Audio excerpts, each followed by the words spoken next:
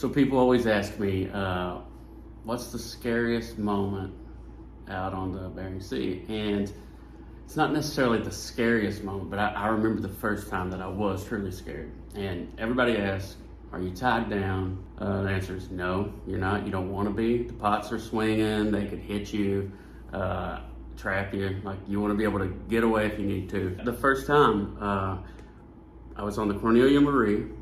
It was late at night.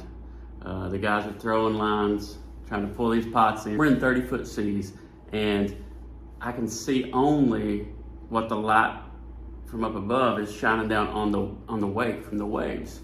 So I got my back to this pole, right in front of the launcher, and I'm watching them bring these pots in, unload them, and I'm just kind of hanging in this spot. It feels like a safe spot. The wall's behind me, and I can see the wake of these waves just glowing in the light, and they start to go up, and then they go down, and you see the bags that the guys are throwing at, and the bags are just going up, and they're above our heads, and then going back down, and they're hitting them and pulling them in, and they're just doing their thing. And I'm like, man, this is intense.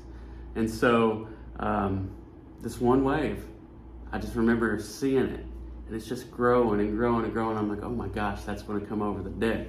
So I take my leg and I wrap it around the pole behind me, and I got my back to it, and I'm holding my camera like this, my leg wrapped around that pole just in case that water hits. I want to at least have some kind of grip.